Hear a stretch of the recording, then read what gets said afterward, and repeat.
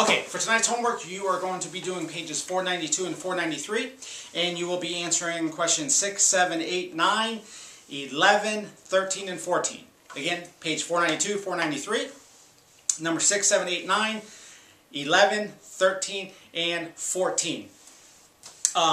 So you'll need a math book, multiplication matrix, and you will need to show your work. So when you're doing this and when we're going through this, make sure you're showing all of the work on your paper. Do not just write down answers. Do not, if it's multiple choice, do not just write down letters. It's important that we know that you understand how to get these answers to these problems. Okay, so make sure you're showing your work. Okay, so tonight's homework is dealing with probability. And probability is the chance of something happening. Okay, the chance of something happening. In class, Ms. Walker's been going over finding probability using heads and tails of a coin, finding the numbers on a cube, the spinners. So it's the chance, finding the chance of something happening is probability. Now, also it's important to understand when we are finding probability, a lot of times we'll write it like as a fraction, and the bottom part of the fraction is always the total outcomes. So whatever it is we're trying to find, we will first add up all, and we will find all the possibilities. That total number will always go on the bottom. The top number is what we are trying to find. Okay, so that's the specific thing we're looking for in a problem. Okay, so the bottom number is always going to be the total, in which you would add everything together to get a total. And then the top is what we are trying to find. Okay? So let's go to the homework. Number 6. It says, I'll read the top part. It says, the owner of a pizza parlor collected the following data during one lunch shift. Use the following table to answer questions 6 through 10. So you have pizza, you have cheese, mushroom, green peppers in combination. And then on this side, you have the slices ordered, which would be 23, 10, 5, and 12. Number 6. It says, it's asking how many total slices were ordered in all. Okay, so the key word there is in all. Anytime you ever see that word, or those words together, chances are you are going to be adding together. So, how many total slices were ordered in all? So, you can see the slices on this side of the table, 23, 10, 5, and 12. In order to answer 6, you'd have to add up all of those numbers and get a total for the total number of slices ordered. Okay? Number 7 is asking, what is the probability that someone will order a slice of mushroom pizza? Okay? So let's look at this one. Oops. So again, we're going back to what we talked about just a minute ago. We have we'll put our fraction bar there. What is the probability that someone will order a slice of mushroom pizza? So remember, the bottom number is always the total. And when you found the total for number 6, so when you added all the slices together, you came up with, or should have came up with, 50. Okay, so that's just adding those 4 numbers together. So now, the probability, if we're trying to find a slice of mushroom. So I'll just put an M for mushroom. Okay, so all we have to do is look at the table, and the table tells us that 10 people ordered a slice of mushroom pizza. So it would be 10 out of 50. Okay, so again, the total number of slices were 50. How many people ordered mushroom? We got directly from the table, which was 10.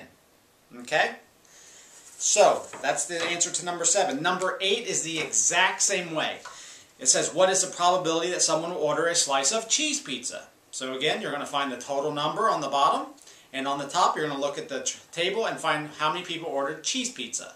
Okay, we're not going to do that one, but it's the exact same problem that we just went through in number 7. Let's look at number 9. Okay, it says predict how many slices of combination pizza will be ordered if 200 slices of pizza are ordered. So again, this one's going to be a little different, but we're going to start it the exact same way we did number 6, 7, and 8. So, again, it says predict how many slices of combination pizza will be ordered if 200 slices of pizza are ordered. So, again, we'll start it the exact same way. We know that the total number of pieces, I'll put T for total, was 50. Excuse me. And we need to find C will stand for combination. How many slices of combination pizza did they order? So again, looking at the chart, we know that they ordered 12 pieces. So 12 out of 50 of the slices were combination slices. So, but this question is asking us to take it a step further. It's asking us to predict. If we change the total number of pieces from 50, it says how many slices will be ordered if 200 slices of pizza are ordered. So our outcome is going to change here based on a prediction. So they tell us what the total number will be. The total number will be 200. Okay? Because it tells us that if 200 slices of pizza are ordered. So we have 50 and we have, now it's going to change to 200. We have to determine how to get the total number of combination slices based on that prediction. Now, what we're going to do is we are going to multiply.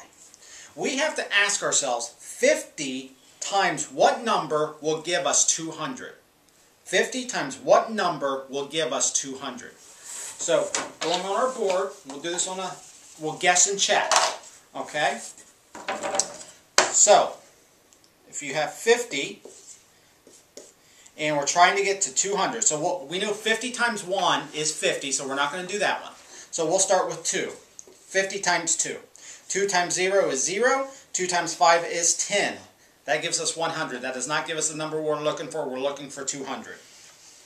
So I'm going to go in order. I'm going to go to 3. 3 times 0 is 0. 3 times 5 is 15. And again, that does not give us 200. That gives us 150. So I'm going to continue to guess, and then I will check it. 50 times 4. 4 times 0 is 0. 4 times 5 is 200. And again, that is the number we are looking for. Now, it's important to understand, when I guess and check, I don't just go random. You notice how I went 2, then I went 3, then I went 4. I went in order. I did not jump from 2 to 9, then to 8, then back down to 6. It's best to go in order. It will make it a lot easier for you. Okay? So I now know that 50 times 4 is 200.